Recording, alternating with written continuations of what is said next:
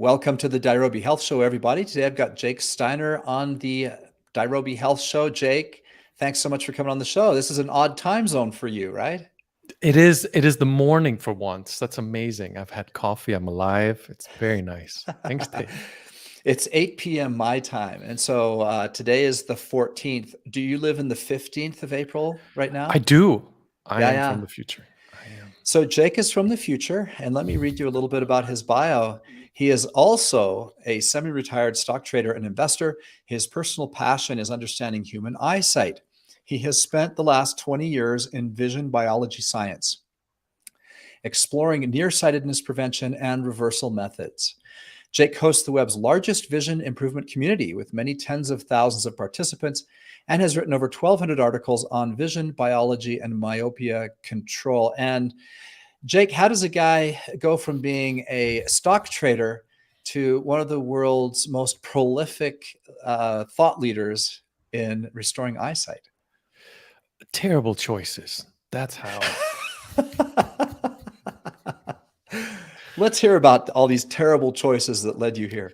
It really is silly. And as we're talking, I've reached kind of a breaking point. I've been doing this almost 20 years now and almost 10 years online and kind of publicly with my face on the internet. I have lawyers that have been telling me not to do this for many, many years. I do it for free, which is against my nature. Just there's a hippiness in me. I got glasses when I was a teenager, and it changed my looking back, it changed my trajectory as a person. It turned me into an introvert. It took me away from sports. It kind of ostracized me from my peer group. You turn into a nerd wearing glasses. And in hindsight, I'm like, that is a dramatic impact that. Let me just take these off really quick. Okay, I'm back. I'm back. Everything's good. Not a big deal. Not a big deal. I mean, it's not. Yeah. So in hindsight, right? Like it was a major thing. And then in my 20s, I was an analyst. So my profession was always just to ask questions and uncolored, not bias, not opinion. You lose money if you follow anything but the truth, right? So I'm very pragmatic. I'm very boring in that way. I just need the truth. Otherwise I go broke. And I went to the optometrist at some point in my 20s, because I couldn't see stuff at night again. And they said, you need strong glasses. I asked why. They said it's genetic. Just as a general overview of things, the human gene pool didn't change in the last 50 years globally for all of us to have bad eyesight. And so I started doing research, and I found that peer-reviewed clinical science for the past 50 years completely unequivocally clear on what causes myopia.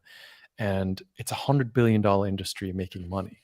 So I then went on to going, okay, how to fix this for myself. I did eventually. I started a blog, just ranting. It was just an outlet, basically a therapy for myself. And somehow that became popular. And then it over time grew into this very large community that I never intended for. Isn't really my thing. But just because it helped so many people, it made me feel guilty. I couldn't just stop. And it just morphed into this. Nobody else is talking about it. Like, you don't need glasses. And now it's so many parents email me constantly about younger and younger children wearing glasses. And it's a terrible direction. It's as if we lived in a world where the public said McDonald's is number one, great for you, the best food there is, and super great for your kids. And you're the only one saying something, and you don't want to be the guy. But at the same time, if you stop talking about it, who's taking over? That's kind of the spot. Okay, interesting. And so what were some of your epiphanies? You did all this research, and maybe go back in time. I know you're in the future now, but let's go back in time just for fun to one of your big epiphanies early on. What was maybe the first epiphany that blew you away when you discovered it about eyesight? So my parents are both medical doctors, and I'm allergic to conspiracy theories. Nothing against people who like it. It's not my thing. So I just believed that modern medicine equals reality, right? Like symptom treatment, pills, whatever, that's people figured this out. And super weird. And it was genuinely, I can't tell you how weird it was when I looked into it. And the peer-reviewed clinical science in medical journals for optometry and ophthalmology discussing what causes myopia, which in part is directly the lens treatment. And it discussed in tens of thousands of studies. It's not like one or two. It's just the theme is clear. I took some of this to an optometrist because I was genuinely, I didn't put it together at the time. I was just like, there's the dissonance here is bizarre. I remember, and this started the blog, I got kicked out of that office. I was a polite guy, right? I was just like, okay, what is this stuff? And they're like, well, if you're not buying glasses. Define it a little better for us. What was the research saying? So number one, the cause of your nearsightedness, short-sightedness, is a muscle spasm. The eyeball is a fluid-filled ball. There's a lens in the front, and there's a circular muscle around the lens called the ciliary that focuses light on the back of the eye, the retina. The closer you look at something, the tighter that muscle gets to shape the lens. It's basically like a camera setup, except just more sophisticated. That muscle isn't designed to be in close-up mode all the time, right? So it's relaxed at 20 feet, 6 meters, and it gets tighter the closer you look at something, tighter, phone distance, book distance, very tight. It spasms eventually. It just gets stuck because it's not made to do that 10 hours every day. Okay. Ciliary spasm. If you Google Scholar, scholar.google.com, my favorite resource for science and studies, NITM, near-induced transient myopia, or pseudomyopia, so not real short-sightedness. Tens of thousands of studies that say this initial symptom is a muscle spasm. It's not a genetic defect. It's not a sudden onset illness. It's a muscle spasm. Your eye is perfectly healthy, muscle spasm. Part one, right? So I was really like, so it's not genetic and mysterious. It's overuse of close distance that isn't how the biology is intended to be used. And then part two, super short version of it, is treating the symptom is wearing a lens invented in the 16th century. The light is focused into close-up mode. So your eye is fine. It's just stuck in close-up mode. The lens moves the light further back in your eye to give you distance vision despite the muscle spasm, causing the eyeball to elongate. So because of the lens treatment, your eye gets longer. Perfectly healthy eye can explain how that mechanism works. And your myopia gets worse because of the treatment, right? So number one, really strange. The journals written for these people, by these people in academia, say short-sightedness is caused by a muscle spasm. It's not genetic, number one. Number two, if you put glasses in front of people's eyes, the myopia will get worse. That's what the science very unequivocally says. Okay, so I'm wearing glasses. I enjoyed very, very good eyesight throughout my whole life. I think I've had these glasses for 3 or 4 years, and mostly it started with low light. So I'm an avid reader. I love to read. I always have, and it got to a point where I couldn't read as well. I just couldn't quite focus on those words. But if I went outside, I could read perfectly fine and see the book very clearly. And so I went and I got my eyes checked and ended up getting these computer glasses, which also have blue blocking lenses, which are supposed to, block the blue light in the evening, and which is supposed to help with hormones, et cetera, et cetera. So I'm wearing them right now because it is my evening.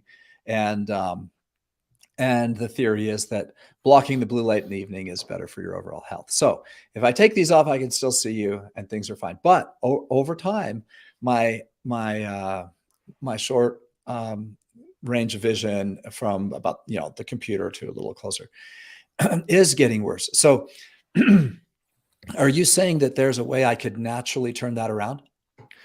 How much did you pay for those glasses? Oh, I don't know, $120 maybe. Oh, God. I need to get into that business. I really do.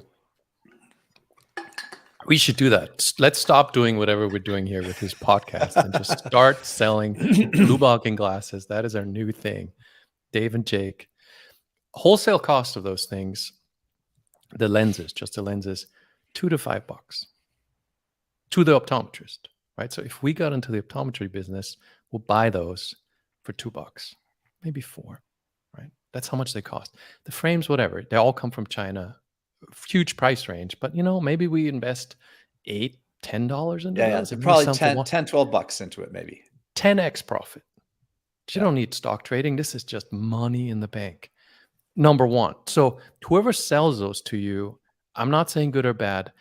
The bias of making a 10x profit on your investment is going to make a bias, right? So number one, like there's the guy you're talking to is just like $120, 110 of that's profit. So whenever you're talking to those people, it doesn't make me right, but they're extremely biased. Number two, I'll skip the blue blocking. What's happening with your eyes, a little different than nearsightedness. It's called presbyopia. So the lens in your eye hardens slightly with age. And it's a flexible lens. That muscle, that circular muscle around it, that shapes it, has a harder time doing it now. And if you're in adverse lighting conditions, your pupils open wider, right? So you have less depth perception, so that works against you. Also rods and cones, that your vision switches from cones to rods to some extent, so you see much less well with those. So the lighting isn't helping, and that muscle has to work harder to shape the lens from a close-up. Those are the two components, right? So if you improve your lighting, if you go for full spectrum light bulbs without the UV in it, a lot of that will go away. Like we have these narrow spectrum bulbs that aren't super great, and the actual brightness of the light seems bright, but isn't really. You're not getting the full spectrum of lighting. Your eyes are struggling. Your pupils are wide open. You can't see that well. An age thing, right? But I'm almost 50. I don't need them. And most of the people I've dealt with over the last almost 20 years who have worked on improving the eyesight and are aware of the eyesight don't need reading glasses. Like you notice a symptom and you do two things. Number one is you try to have better lighting conditions when you're spending a lot of time in close-up. And number two is you're really careful about buying those glasses, because what happens is the plus lens moves the light forward away from the retina. So the lens has to be shaped less, the muscle has to work less. So that lens that hardens with age a little bit now will harden more. So the more you wear reading glasses, the stronger they are. When you pop them on and it's just like, wow, this is so much easier and more relaxed, you're making the muscle in your eye work less. The lens hardens more, now you become dependent on those. Not necessarily, but it's a definite risk. Like once you start wearing them, especially if they sell you ones that are like in the 2 diopter range, like any much more than +1 diopters is strong. Eventually you start needing them because that muscle just kind of atrophies, that lens hardens, and now you absolutely need those things. Different topic than myopia, because myopia is just a muscle spasm. Presbyopia is age-related, happens anyway. But the lens dependence and $120 is a question mark. Okay, I love it. So let's go back to, and I would always pronounce it myopia, but you're in the business and you're saying myopia. The myopia sounds like the correct pronunciation. Is that it? Is that right? Different places, different ways. English isn't my first language, and yeah, it's either way works. Okay. So how big of a problem is this around the world? How many people deal with this? Depending on where you're at, in Asia, Hong Kong, Singapore, over 90% of school-age children are myopic now. So wow, dramatic increases. The more there's screen time, right? The more the education is really focused on a lot of close-up time, the more dramatic that gets, because everybody gets that muscle spasm. Kids squint, parents take them to the optometrist, and then there's glasses. Okay, and so that's an extreme situation. How about the U.S. or other countries? Any idea? 50-ish%, 40 to 60%, depending on where we're at. It's growing. So it's big. Yeah, I buy lens stock, and I have been for years, and it's a growing industry. Okay, so if you open your non-glasses optometry shop and I come to you in my 20s or 30s or school age, whatever, how do you treat the condition? I go broke because I tell you to go outside more. I tell you book at a greater distance. I tell you content consumption at TV distance or projector distance, never a phone. Laptop, if it has to be. The bigger the screen, the bigger the distance, the less that muscle gets strained. And print an eye chart. Everybody who has a scale in their house should have an eye chart in their house. Just buy it online or print one out, hang it up, check your eyesight on it, right? Like your eyesight varies pretty dramatically. What you experienced, right? Like in low light, it's not that great. If you binge on Netflix, if you eat a pizza and drink a Coke, you have an insulin spike, your eyesight gets worse. Being able to measure it, just like you're able to measure your weight, tells you how good or bad your current habits are, right? Like after a 4-hour Netflix binge, you can't read the same line that you could read after a hike. Interesting. Even if the TV is pretty far away. Pretty far away is fine. But what most people do now is they have the TV pretty far away and they also have their phone and they're scrolling on their phone, right? There's a lot of that going on. So the more time you spend really close, the more it affects your eyesight. And if you have an eye chart up, you can objectively tell if whatever you're doing is not great for you. Okay, because your premise is that, and people can do the self-experiment, that your eyesight does fluctuate naturally, and there's certain things you can do to make it worse. But then it'll bounce back, I imagine, after a night's sleep, after that Netflix binge. You wake up in the morning, your eyes have recovered, and you're better off. So if you can just stop putting yourself in so many close range vision situations, that alone will help. That alone will help. Then if you're going to get more intense about it, is wearing your distance glasses. So if I had this optometry shop where I'm going to go broke because it takes way too much time to explain things to people instead of making money, is the full distance glasses that people wear while they're looking at their computer is super bad for you. It's extremely strenuous, right? So people that wear glasses meant to correct vision to infinity while they're reading a book, that's causing a lot of what's called hyperopic defocus, elongating the eyeball. Switching those, if I had that optometry shop, I'd say buy a pair of glasses a diopter and a half lower than your full distance glasses. They'll be perfect for computer distance. You can see clearly to your computer, but not further. They reduce a ton of eye strain. If you never do anything else, you just buy lower power glasses, your eyesight will not get worse. And then if you want to improve your eyesight, you reduce the power of your distance glasses a tiny bit, the smallest increment of reduction. Every 3 to 4 months, your eyes adjust to that reduction, and you can see just as well with lower power glasses. And you do that every 3 to 4 months till eventually you don't need glasses anymore. And how well have you been able to prove that hypothesis? Is there quite a few people in your group that have, or you've mentioned the literature quite a bit. Are there any studies bearing that out, or is it mostly anecdotal from people who try it? Or it's heavily anecdotal. It's funny because half of what I talk about is just, it's not proven, but the science is really unequivocally what causes myopia, right? And that the treatment makes it worse. My approach in reversing it is incredibly anecdotal and absolutely unproven. And I highly recommend people are skeptical. That said, going on 20 years, tens of thousands of cases. We've got a Facebook group with like 24,000 members. A ton of people self-report improvements. A ton of people post optometrist so-called prescriptions before and after. The volume of anecdotes is pretty significant, but still, I wouldn't call it proof, right? Like it's something you might try.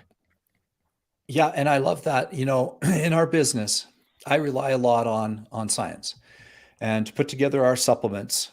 You know, we do a lot of research into all the various ingredients that we have. We look for the studies that show that they are effective, and who the study was done on, and how big the sample size was, and how much the dose was. And so before we put together a supplement, we want to know how much science there is behind it. And as you know, in scientific studies, we often respect the ones that have the largest sample size, that are peer reviewed, that are double blind. All of those things go into it. Now, all of that is really interesting to me. But what's even more interesting to me, and this is where there's a huge paradox in science. Large sample sizes are fantastic, but the sample size I'm most interested in is one. That's me. The sample size of me doing a personal health experiment and deciding for myself whether to carry on with it or not is more important than all the research in the world. Because sometimes large scale studies are proven wrong later. Yeah. And this whole thing, I don't care about humanity at large. I care. I had -5 diopter glasses. If I put those things down, I would never find them again if I don't know where I put them. I don't wear glasses. As we're talking, I'm here in a beach town. I wing foil. You know what I mean? I need extremely good vision to see the waves and stuff. I have perfect eyesight. That's my interest. And whenever people go, well, do you have proof? I'm like, no, that's not my aim. My aim is, how did I do this? You try it. You tell me what works, and let's together find an effective approach. Let somebody else worry about the proof, because I'm not trying to convince you, right? Like, it's, if you don't have great eyesight and you're willing to have an experiment and there's enough evidence that it might work, go try it. But I'm not trying to say I'm right? I just don't want bad eyesight. Well, back to the studies. Again, your journey started with lots of studies, but what you're talking about is never going to lead to a study, because it's never going to lead to money. No one is going to fund a study that tells people that a very simple natural method will solve their problem. This is why we don't have good studies on apples or bananas. Here's the thing. I have mechanistic data for almost 7 years because I have a paid program that people follow a structured approach, and they have the option to opt into data collection, right? And I've had this looked into by a peer-reviewed science writer to make sure that the data will work. I have the data. I can publish a study. I've deeply looked into what it'll cost me in the politics, not cheap, right? And there's a lot of nonsense going on. So I can publish a study. It's on my list because it'll add to the credibility. But super interesting, for example, is axial elongation of the eyeball, the thing that makes your vision worse. Proven, not proven, but tons of science. Glasses make your eyes worse. People don't believe that. I talk to optometrists and they just shut me down on things that are hundreds of studies deep. So I'm like, I do one study and I see what they do. The only thing they do is they take it and they look for ways to go, why this doesn't work, right? So I'm going to invest all this time in a study and then I have it. You might as well just aim a gun at their heart and say, I want you to learn about this thing that you can lose your entire livelihood over. Yeah. Who's going to... $100 billion a year industry. $100 billion. And so optometrist is probably not the place to go. But it's like you said, there's no business here.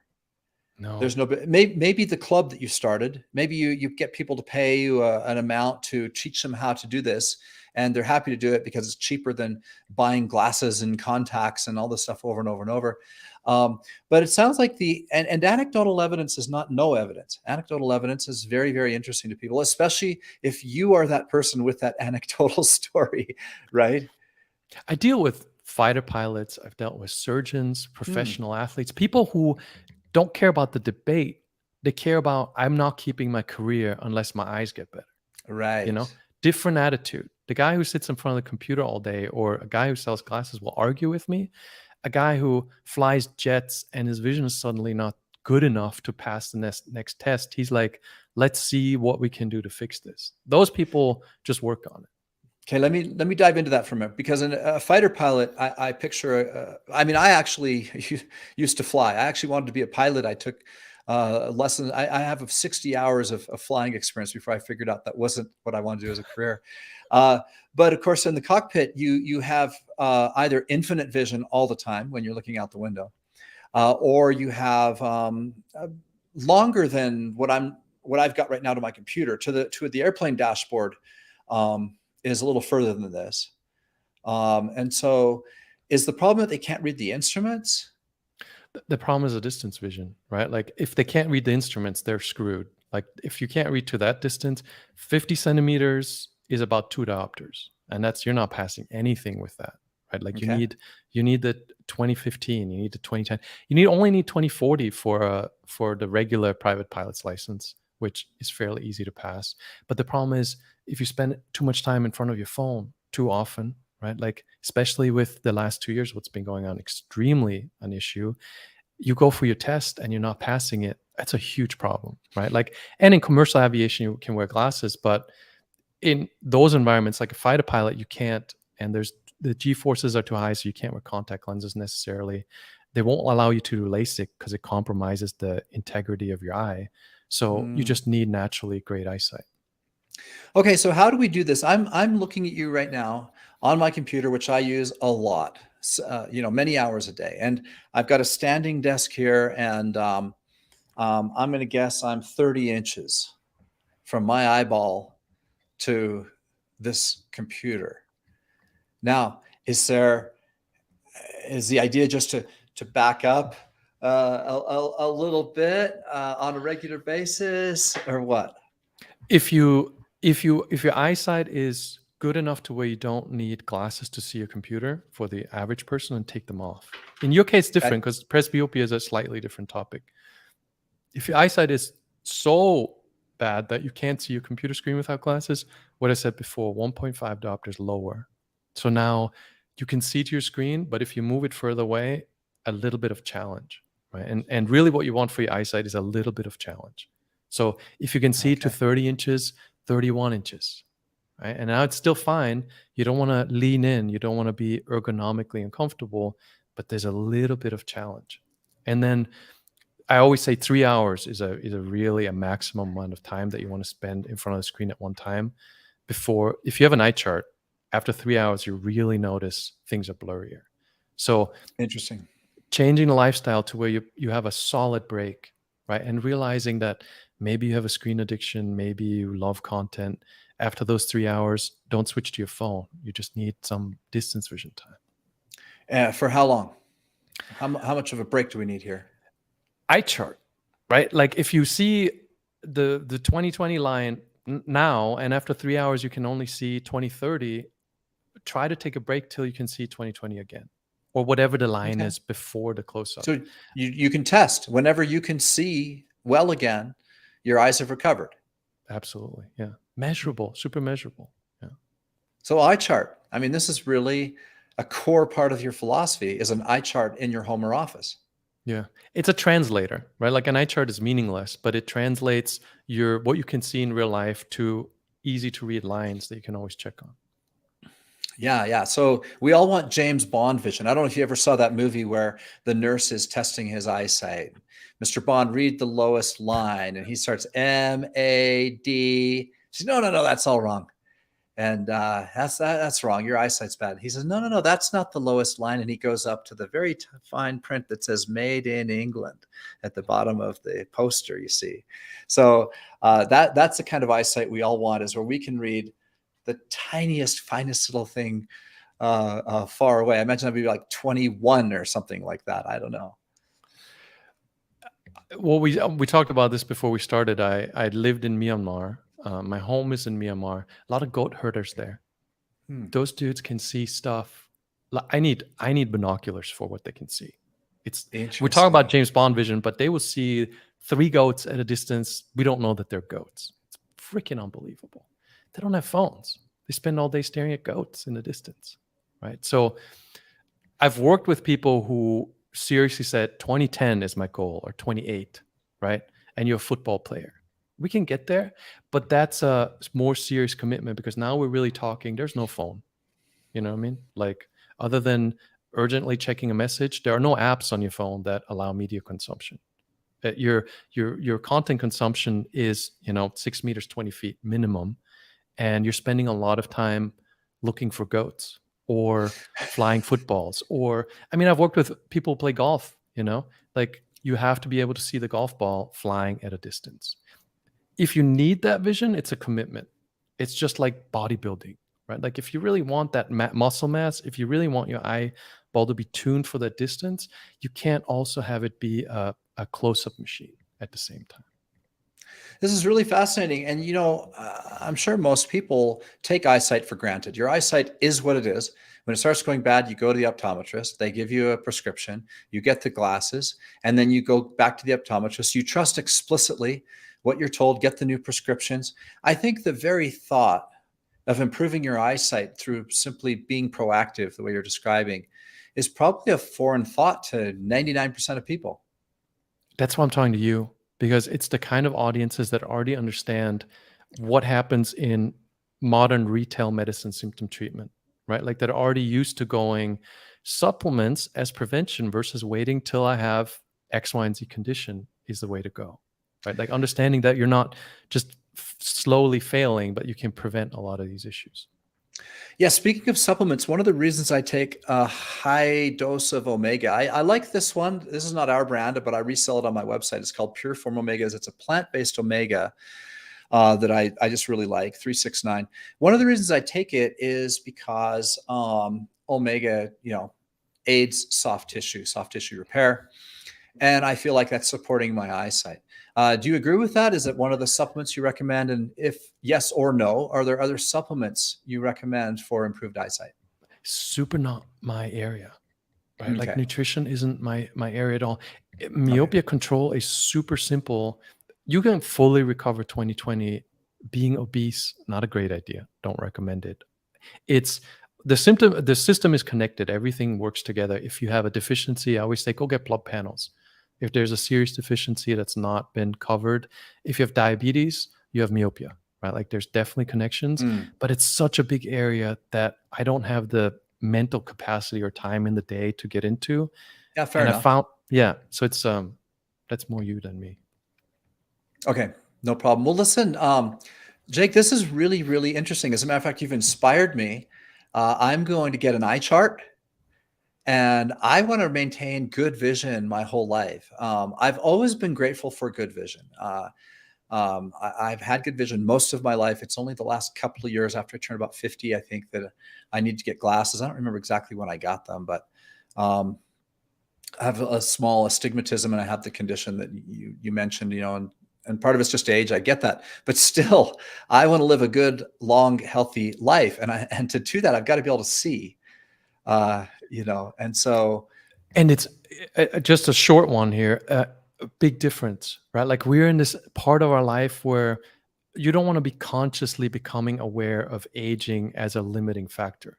And Right. having to pop on glasses to read a menu in a restaurant and having younger people go, oh, yeah, Dave's getting old. You don't want that. So avoiding lens dependence, I think psychologically is super beneficial. So you're not building habits that remind you of age. Like I would really I like avoid that. those. And I am there. And it is kind of discouraging, honestly. And half the time I forget my glasses. So my wife and I go out for a meal on a Friday night. And I do try to take my glasses because in a low light restaurant, I'm going to really struggle to read the menu.